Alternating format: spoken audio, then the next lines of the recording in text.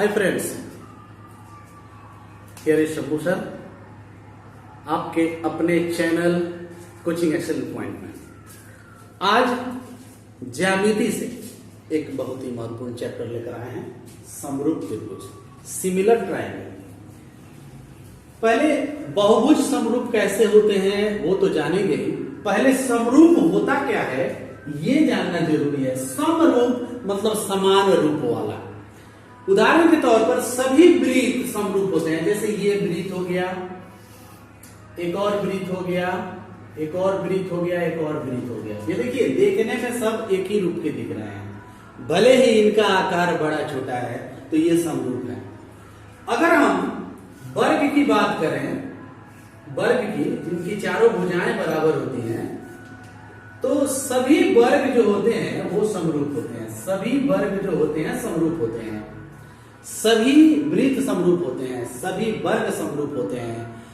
आपने कभी स्टूडियो में फोटो खिंचवाया होगा, फोटो खिंचवा करके किसी साइज में बनवाया होगा, फिर उस साइज के बदले उसके छोटा साइज में कभी आपने कहा होगा कि इसको पासपोर्ट साइज बना दीजिए, फिर आपने कहा होगा टिकट साइज, पासपोर्ट साइज इतना बड़ा होता है, टिकट साइज टिकट के बराबर होता है, तो साइज बड़ा छोटा हो गया, आपका रूप तो नहीं बदला। तो ऐसी आकृतियां जिनका रूप समान हो, ऐसी आकृतियां जिनका रूप समान हो, साइज भले अलग अलग हो वो अलग बात है, ऐसी आकृतियां जिनका रूप समान हो समरूप कहलाती हैं। अब चलते हैं बहुभुज में। बहुभुज किसे कहते हैं? बहुत सारी भुजाओं वाले आकृतियों को बहुभुज कहते हैं। बहुभुज बहुत सारी भुजाओं वाले आकृतियों को बहुभुज कहते हैं। अब ये समरूप बहुभुज के बारे में अगर हम चर्चा करें तो बहुभुज समरूप कब होते हैं? ये वृत्त, इसमें भुजा की बात नहीं आती है, लेकिन बहुभुज में भुजा की बात आती है। दो बहुभुज समरूप कहे जाते हैं कब? दो शर्त हैं, समरूप कहे जाने के दो शर्त हैं। शर्त नंबर 1, उनके संगत कोण बराबर हो, उनकी संगत भुजाएं समानुपाती हो। संगत कोण बराबर हो, संगत भुजाएं समानुपाती हो, तब हम उन्हें समरूप कहेंगे। अब समरूप तो आप समझ गए। समरूप का चिन्ह जो होता है, समरूप का जो चिन्ह होता है कुछ इस तरीके से होता है, इस तरीके से समरूप का चिन्ह होता है। और सर्वांगसम के चिन्ह की बात करें, सर्वांगसम, तो सर्वांगसम का चिन्ह बराबर के चिन्ह के ऊपर ऐसे दे देते हैं, तो वो सर्वांगसम हो जाता है। ये ऐसा चिन्ह दे तो समरूप है और ऐसा चिन्ह दे तो सर्वांगसम है। सर्वांगसम का मतलब होता है सभी अंग समान। अगर दो आकृतियां हैं तो उनकी सभी भुजाएं इनकी सभी भुजाओं के बराबर हो, उनके कोण इनके कोण के बराबर हो, तब उसे सर्वांगसम कहते हैं। सर्वांगसम का मतलब हुआ सारे अंग समान, तबे सर्वांगसम उसका नाम पड़ा है, अर्थात बराबर भी है और समरूप भी है। देखिए, इसमें दोनों चिन्ह का उपयोग हुआ है। इस तरह का चिन्ह है तो समरूप, आकार बड़ा छोटा हो सकता है, लेकिन जब इस तरह का चिन्ह रहे तब आकार बड़ा छोटा नहीं होगा, रूप भी समान होगा और आकार समान होगा, एकदम बराबर इक्वल आकार का होगा।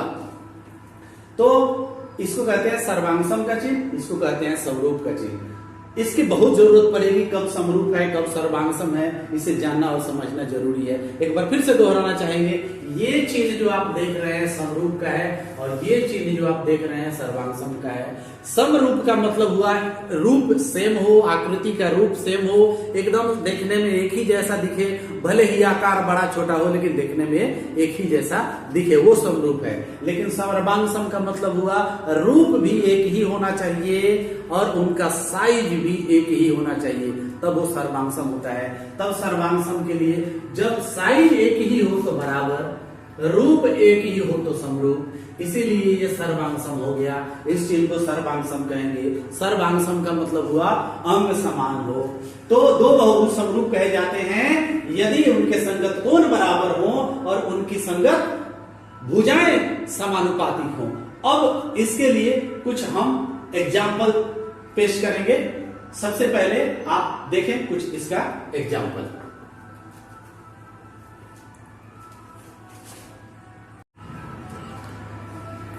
अब देखिए एग्जाम्पल देखते हैं। आपको बोर्ड पर दो त्रिभुज दिखाई दे रहे हैं, एक बड़ा है और उसकी तुलना में वो छोटा है, लेकिन है दोनों एक ही रूप के, ये समरूप है। ये समरूप त्रिभुज है, ऐसा चिन्ह हम व्यवहार कर सकते हैं। क्यों? क्योंकि दोनों समकोण हैं और सभी समकोण त्रिभुज समरूप होते हैं। ये देखिए, ये समकोण त्रिभुज है, ये समरूप है। अब इनके भुजा, इनके कोण, संगत कोण बराबर हो। क्या शर्त है समरूप होने के लिए? संगत कोण बराबर हो और संगत भुजाओं का अनुपात समान हो। अभी आपने देखा संगत कोण बराबर, संगत कोण का मतलब जो कोण यहाँ है वही कोण यहाँ है और सेम है। तो संगत कोण बराबर हो तो कोण 90 डिग्री, संगत कोण इनके साथ का कोण वहां जो है नीचे आधार पर वो 90 है, इसका भी 90 है, तो संगत कोण बराबर हुए। और जब संगत कोण बराबर है तो भुजाओं का अनुपात भी बराबर होगा। ये अनुपातिक कैसे होते हैं ये देखिए। इसका मतलब ये हुआ समरूप होने के लिए अगर AB बट्टा BC करते हैं, इन दो भुजाओं का अनुपात निकालते हैं तो ये इक्वल होगा, किसके इक्वल होगा? DE बटा EF के, DE बटा EF के। ये भुजा समानुपातिक हुआ इन दोनों भुजाओं के बीच। अगर आप दूसरा देखें, इसी को उलट दें, BC बटा AB करें, BC बटा AB यानी ऊपर वाला नीचे आ गया, नीचे वाला ऊपर, यानी आधार बटा लंब करें तो यहां भी आधार बटा लंब होगा, EF बटा DE। ये समरूप होने का सबसे बड़ा पहचान है, ये अनुपातिक होगा, अनुपातिक है। अब इससे जो तीसरा शर्त सामने आता है समरूप त्रिभुज की, ये सबसे बड़ी विशेषता है। ये भुजाओं का, संगत भुजाओं का अनुपात समान हो, अनुपात जो है समानुपातिक होना चाहिए, यानी इक्वल अनुपात में, इक्वल रेशियो में आना चाहिए। अब अगर इसकी बात करें AB बटा AC की बात करें तो इसके इक्वल होगा उधर से DE बटा DF का, ये इक्वल अनुपात में होगा, ये समानुपातिक होंगे। चौथी बात जो सामने आती है, इसको भी आप उलट सकते हैं। तो सबसे पहले आप कर्ण लिख दीजिए AC, उसमें कर्ण लिखिए AC बटा AB आप कर दीजिए। तो जब आपने उसमें कर्ण बटा लंब किया तो इसमें भी कर्ण बटा लंब कीजिए, DF बटे कर्ण बटे लंब DE। और पांचवी जो बात सामने आती है, कर्ण बटा आधार भी तो कर सकते हैं, AC बटे BC, AC बटे BC, इसमें कोई शर्त अभी सामने नहीं आया है, इसलिए पांचवा शर्त हो गया AC बटे BC। तो ये हो जाएगा DF बटे EF, DF बटे EF। समरूप त्रिभुज से ये 5 शर्त सामने आते हैं, उनके इक्वल होते हैं, उनके भुजाओं का अनुपात समानुपात बराबर होता है, अनुपातिक दृष्टि से वो इक्वल होते हैं, संगत भुजाओं का अनुपात बराबर होता है। संगत भुजाओं का अनुपात मतलब इधर से लंब आधार तो उधर से लंब और आधार। तो ये है समरूप त्रिभुज की सबसे बड़ी विशेषता। अब समरूप त्रिभुज पर आधारित थेल्स नामक गणितज्ञ ने एक बहुत बड़ा प्रमेय दिया जो काफी प्रसिद्ध है, पूरी दुनिया में प्रसिद्ध है, मैथमेटिक्स में, ज्यामिति में आपको प्रूव करने को आता है। तो इससे जुड़ा हुआ आइए देखते हैं कि थेल्स प्रमेय क्या है। आइए देखते हैं समरूप त्रिभुज में थेल्स का प्रमेय क्या है, थेल्स का प्रमेय है उसका विलोम क्या है। थेल्स प्रमेय में थेल्स नामक गणितज्ञ ने कहा किसी त्रिभुज के एक भुजा के समांतर खींची गई रेखा अन्य दो भुजाओं को जिन दो बिंदुओं पर काटती है या प्रतिच्छेद करती है, वे बिंदुएं उन भुजाओं को समान अनुपात में विभाजित करती है, चाहे बांटती है। ये थेल्स प्रमेय है। थेल्स प्रमेय क्या है? यदि किसी त्रिभुज के एक भुजा के समानांतर, त्रिभुज में 3 भुजाएं होती हैं, किसी भी भुजा के समानांतर, यदि किसी त्रिभुज के एक भुजा के समानांतर खींची गई रेखा अन्य 2 भुजाओं को जिन बिंदुओं पर काटती हैं, वे बिंदुएं उन भुजाओं को समान अनुपात में विभाजित करती हैं, ये थेल्स प्रमेय है। थेल्स प्रमेय का विलोम भी है। यदि कोई रेखा किसी त्रिभुज के 2 भुजाओं को समान अनुपात में बांटती है तो वो तीसरी भुजा के समांतर होती है। यदि कोई रेखा 2 भुजाओं को समान अनुपात में बांटती है, यदि कोई रेखा, त्रिभुज की 3 भुजाएं होती है, यदि कोई रेखा 2 भुजाओं को समान अनुपात में बांटती है तो वो रेखा जो समान अनुपात में बांटती है वो तीसरी भुजा के समांतर होती है। ये थेल्स प्रमेय है और इसका विलोम है। ये कैसे कह रहा है जरा इसे देखिए, इस प्रकार से ये कह रहा है, यहां समझिए। जैसे मान लीजिए कि यह त्रिभुज है, इसका नाम एबीसी है और थेल्स प्रमेय कहता है किसी त्रिभुज के एक भुजा के समानांतर, मान लीजिए भुजा ये बीसी जो भुजा है इसके समानांतर एक रेखा हमने खींच दिया। समानांतर का मतलब जैसे वो रेखा है वैसे एक और रेखा उसके पैरेलल हमने खींच दिया, इसका नाम हमने रख दिया डीई।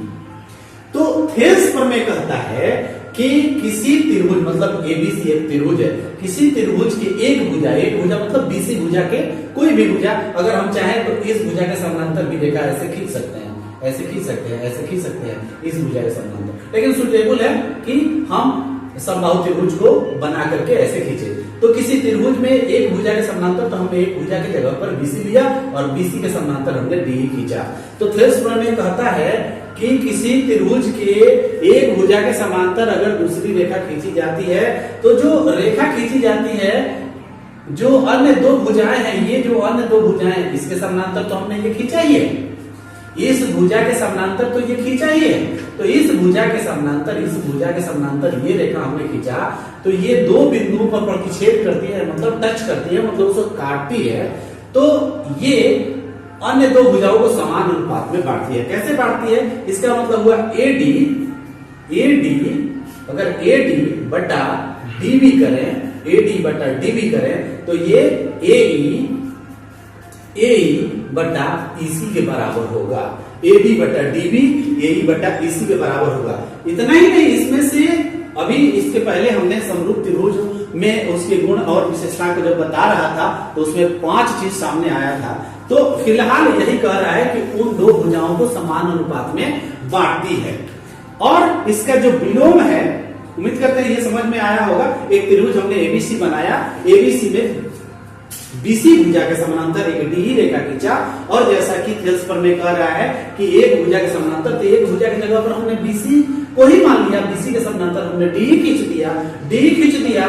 तो एबी और एसी को दो बिंदु पर काट रहा है, ये एबी को डी बिंदु पर और एसी को ई बिंदु पर काट रहा है। तो थेल्स प्रमेय कह रहा है कि देखिए एडी बटा डीबी का जो वैल्यू होगा वो एई बटा ईसी के बराबर होगा।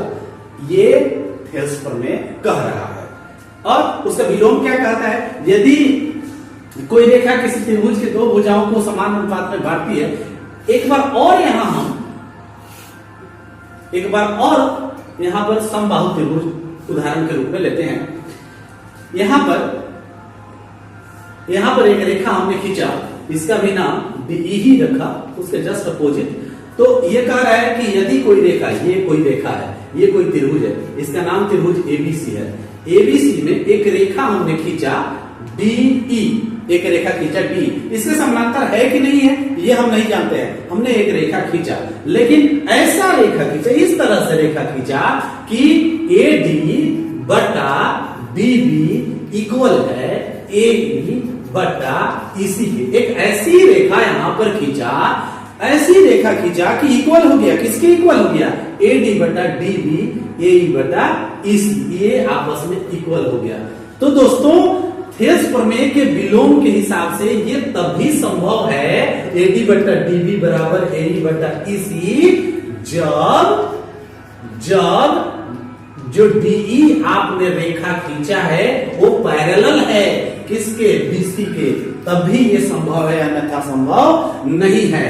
तो थेल्स प्रमेय और थेल्स प्रमेय का विलोम आपने देखा, लगभग 50% बातें जो होती हैं सेम टू सेम होती हैं। उनको साबित करने के लिए थेल्स प्रमेय एक बार और दोहराना चाहेंगे। किसी त्रिभुज के एक भुजा के समानांतर खींची गई रेखा अन्य दो भुजाओं को जिन बिंदुओं पर काटती हैं चाहे प्रतिच्छेद करती हैं, वे बिंदुएं उन भुजाओं को समान अनुपात में विभाजित करती हैं। और थेल्स प्रमेय का विलोम कहता है यदि कोई रेखा किसी त्रिभुज के दो भुजाओं को समान अनुपात में विभाजित करती है तो वह रेखा जो समान अनुपात में विभाजित कर रही है वो तीसरी भुजा के समानांतर होती है।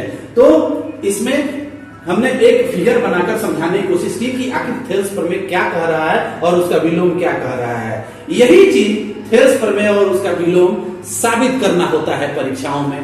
कभी कभी परीक्षाओं में प्रश्न आते हैं कि थेल्स प्रमेय को लिखें और उसे साबित करें। थेल्स प्रमेय का विलोम लिखें और उसे साबित करें। पाइथागोरस प्रमेय भी होता है, उसका विलोम भी होता है। अभी फिलहाल हम समरूप त्रिभुज में थेल्स प्रमेय और थेल्स प्रमेय का विलोम बता रहे हैं। आपको हमने समझाया कि उसका मतलब क्या हुआ, इसे साबित कैसे करते हैं, ये बात हम अगले एपिसोड में इसे साबित करेंगे, जिसमें हम लोग थेल्स प्रमेय का विलोम और समय मिला तो पाइथागोरस प्रमेय और पाइथागोरस प्रमेय का विलोम भी साबित करेंगे। इनको साबित करने के लिए आपको कुछ बेसिक चीज याद रखना होगा कि भुजाएं समानुपातिक का मतलब क्या होता है, समरूप का मतलब क्या होता है, सर्वांगसम का मतलब क्या होता है, समानांतर का मतलब क्या होता है, संगत का मतलब क्या होता है। इन चीजों को जानना बहुत जरूरी होता है। तो आज के इस एपिसोड में समरूप त्रिभुज सिमिलर ट्रायंगल के एपिसोड में इतना ही। अगर ये आपको समझ में आया है तो वीडियो को शेयर करें, लाइक करें, बेल आइकन को दबाएं और चैनल जरूर सब्सक्राइब कर लें। आपका अपना चैनल यूट्यूब चैनल है कोचिंग एक्सीलेंट पॉइंट। तो आज हमें दीजिए अभी इजाजत विदा लेने का। फिर हाजिर होंगे हम थेल्स प्रमेय और उनका विलोम साबित कैसे करते हैं इसके साथ। नमस्कार।